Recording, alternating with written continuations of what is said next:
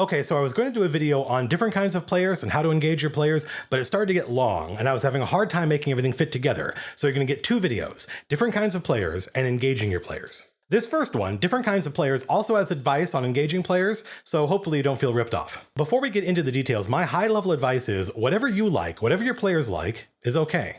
It's not a problem if someone doesn't play the way you wish they did. It's not a problem if no one cared about that NPC you spent all that time on, for instance, if they're having fun.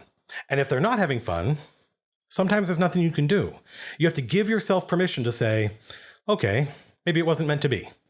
We'll talk about this more in the next video, but I think one of the biggest mistakes people make is to assume that any group of players could all have fun together if only you were a good enough DM.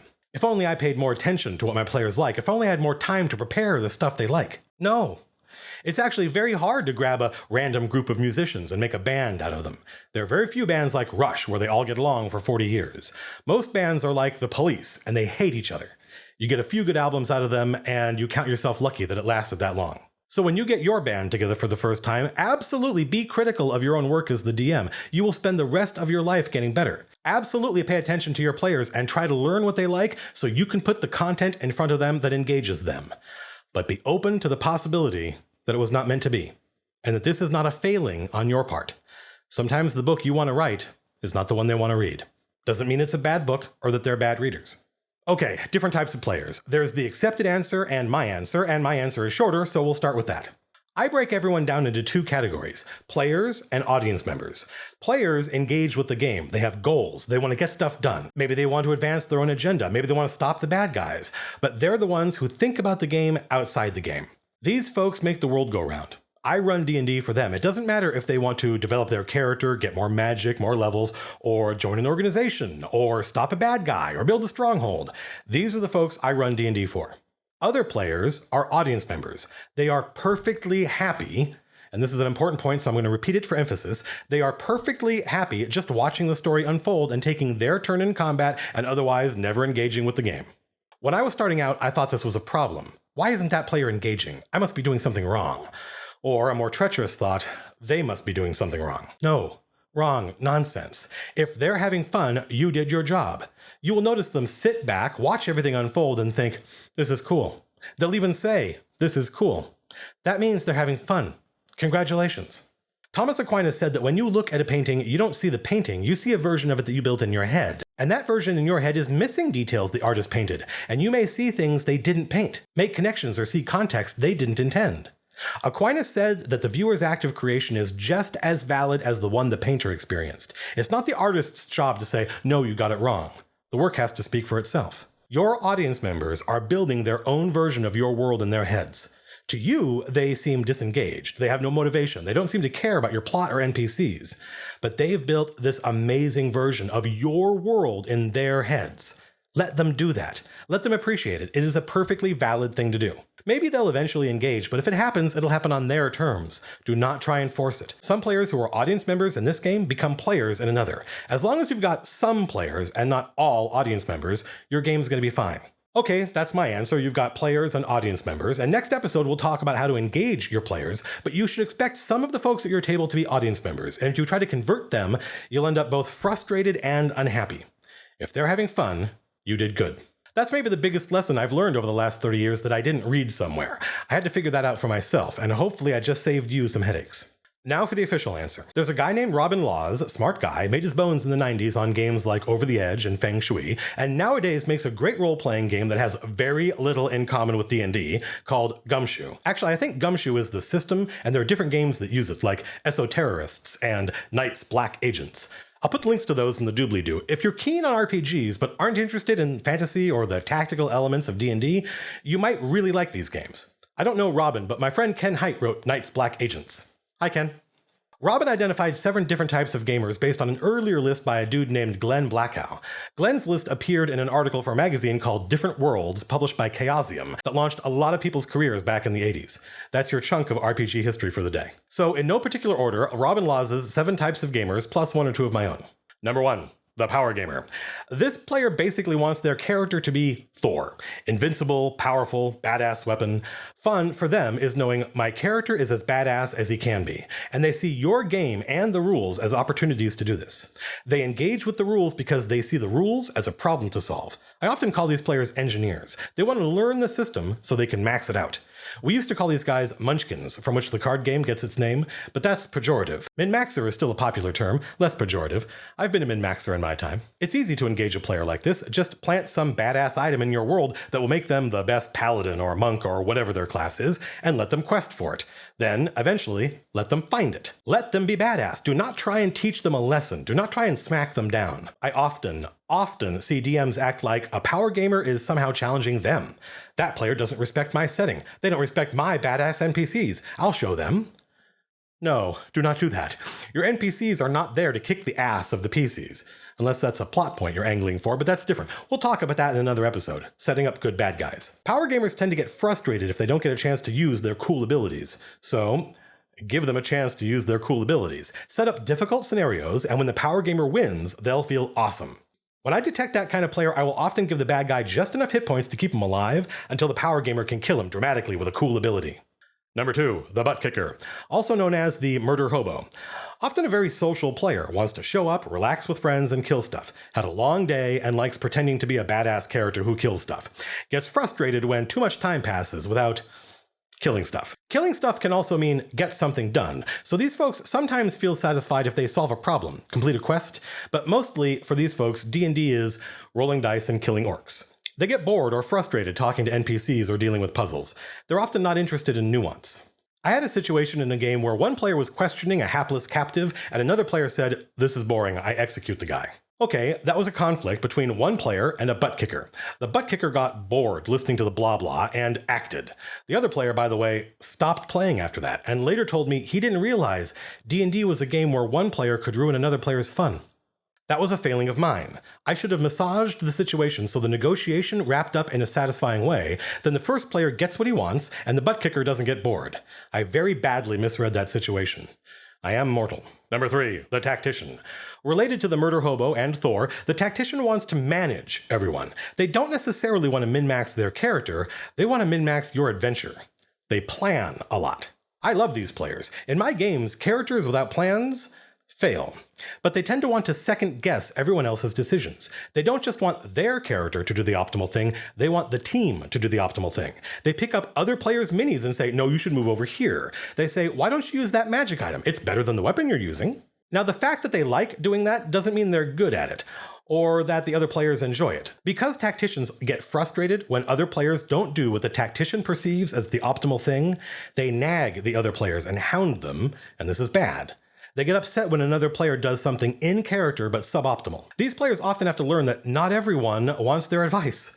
I mean, I know a lot of players who also want to do the optimal thing, they just want to learn what that is through trial and error, rather than just following someone's orders. You may notice these players tend not to care over much about their character's personality or background. For the tactician, the key to their fun is the rate of success of their plans. If their plan goes awry, it may not matter that you have a perfectly good explanation, though they appreciate and prefer a logical world with characters and scenarios that behave in accordance with their expectations. Tacticians get an idea in their head about what should happen based on your description of the scenario and get frustrated if their plan fails for any reason other than the dice went against them. I've noticed these players tend to be the ones who want to try to trick me. You will experience this. Your players will say, no, don't give our plan away. They believe that telling you their plan just gives you more time to find a way to thwart it. And, I mean, there are DMs out there that do that. I am not one of them, and probably neither are you. My job as the DM is not to solve the players' problems, it's to solve their solutions. The players come up with crazy solutions to problems, and it's up to you to gently remind them of things they've forgotten, or details about the scenario they either didn't notice, or that they've wrongly assumed weren't relevant when you set it up. Things they can't know? Don't explain. You aren't obligated to make their plan work. You're only obligated to make sure they don't do something dumb just because they forgot something or they wrongly assumed some detail. I often tell the players, that's a good idea when they tell me their plan, if I think it's a good idea.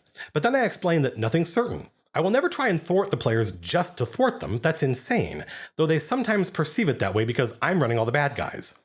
I say, and I mean it, I'm not trying to kill you. This mind flayer is trying to kill you.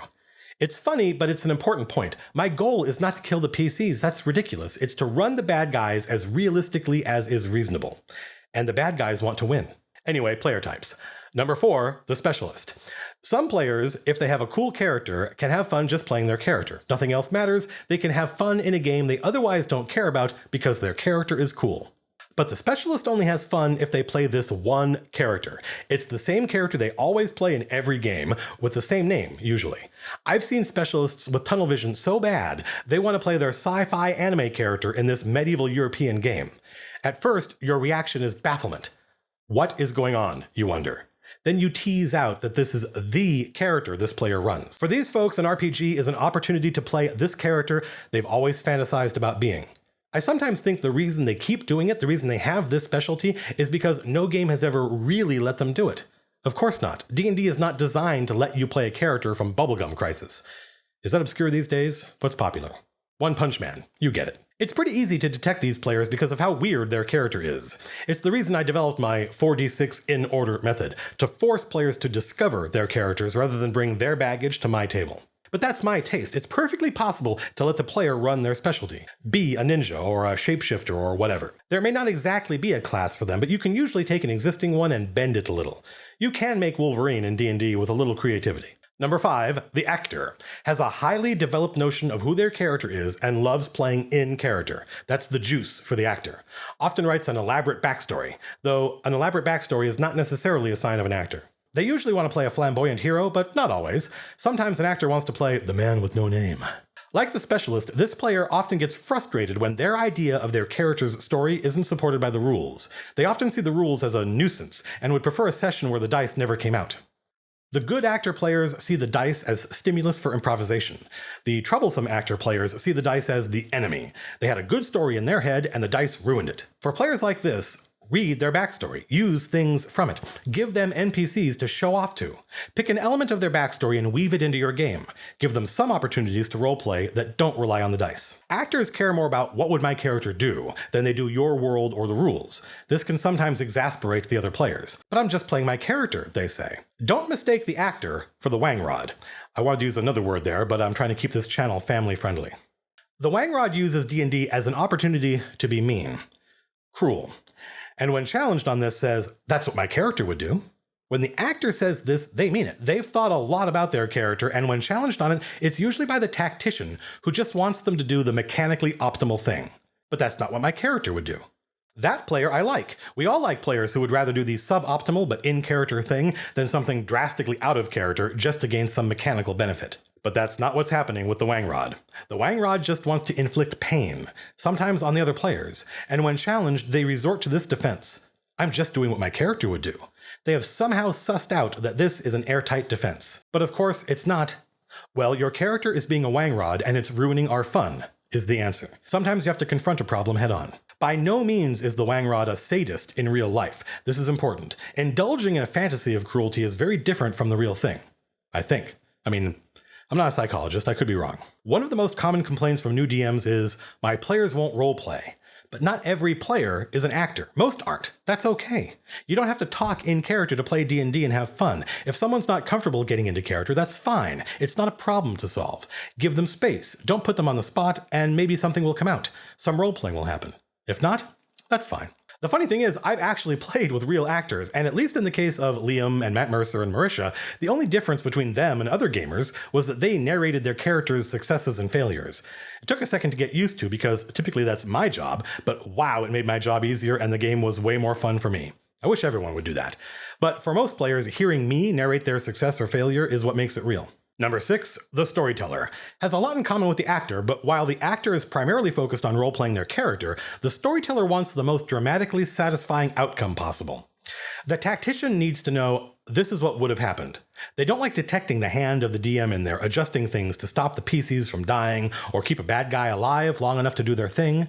They need to feel like the outcome of the encounter, for good or ill, is the most plausible outcome according to the rules of the game and your world.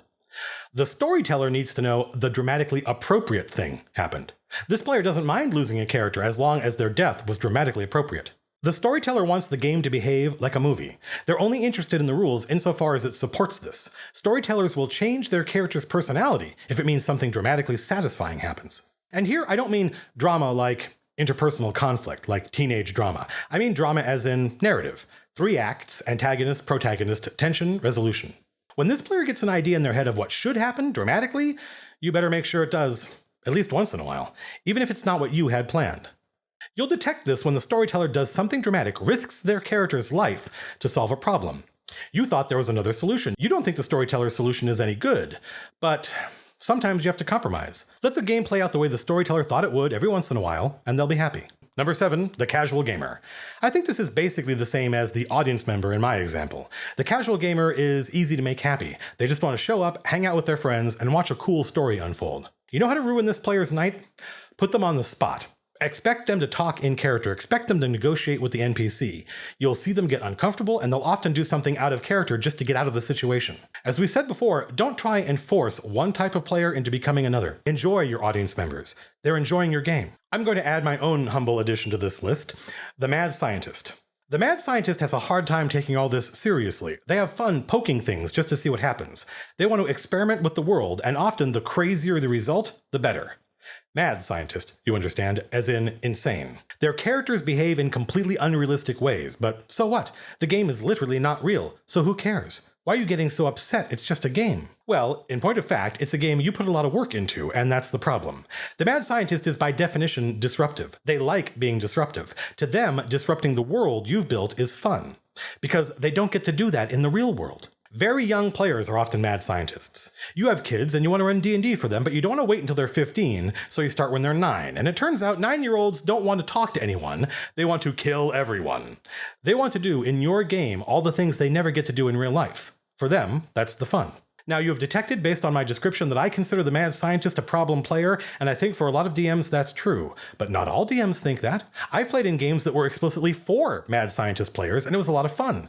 There are whole adventures written for these players. They used to call them Funhouse Dungeons. Explicitly crazy. Just surviving is meant to be a reward. I think when we played as teenagers, we often just ran around the DM's world doing crazy stuff with no regard for logic or reason, and as long as funny or interesting things happened, we were happy. And often the DM was having just as much fun as the players. But as we get older, we tend to want more out of the game. If you've got a mad scientist player, you may have to take them aside and say, listen, it's fun to screw around with stuff, but this is stuff I put a lot of work into, so it kills me a little when you screw around with it. No player is 100% any of these archetypes, and a lot of players object to being pigeonholed, as well they should. But in my experience, these archetypes bear a rough correspondence to reality. Finally, my last advice, the best advice I can give you, talk to your players. Talk about what kinds of games they play, about what kinds of books they read or movies they like. Tell them what kind of game you run. You'd be surprised what you might learn. I don't think there's any problem you can't solve by talking about it. Although the solution might be, okay, let's play Talisman. Let's play something else where we all have fun and I don't have to bust my ass. Sometimes it doesn't work out, and that's okay. Not every band is Rush. All right, those are the different types of players. Obviously, those aren't the only different types of players. You can come up with your own list. If I had sat down and spent the time, I probably could come up with a completely different list. It's always dangerous to try to categorize people. But I remember when I read that list back in the 90s, and I found it useful, and so hopefully you find it useful too. I want to welcome the 1,600 subscribers we've gotten in the last 5 days. When we ran the contest last Thursday, I had 2,400 subscribers, and as of recording this Sunday night, I have 4,000. So we are well on our way to 5,000. If you want to know what I'm talking about, go check out the Deck of Many Things video. There's a contest inside. Thanks for watching. As always, if you want to support the channel, you can come by my Amazon page. I am an independent fantasy author. I write fantasy novels. You might like them. Proceeds will go to improving the channel. I'd like to get a better camera that will let me record longer than 10 minutes at a time. I'd like to get an intro with maybe some animation and some music. That would be neat. I don't think we're going to do the engaging your players episode next. I'm a little bit burned out on talking about different types of players right now. Next episode, we're going to talk about different types of campaigns, specifically the Railroad versus the Sandbox. And the episode after that, we're going to talk about critical failure. What happens when everything goes wrong? This is something I know a lot about. I have critical failures in my campaigns about once every 3 years, I think. Something goes catastrophically wrong. And I think to myself, I am terrible at this. I am not a good DM. I think watching this show, it's easy to get an idea of what I'm like as a dungeon master. And you create this idealized version of Matt Colville, the DM. But in reality, I'm a mortal like everybody else. I screw up, I make mistakes, and we're going to talk about one of those mistakes, a big one, not next episode, but the episode after that. That's it for this episode. See you next time. Peace out. Out.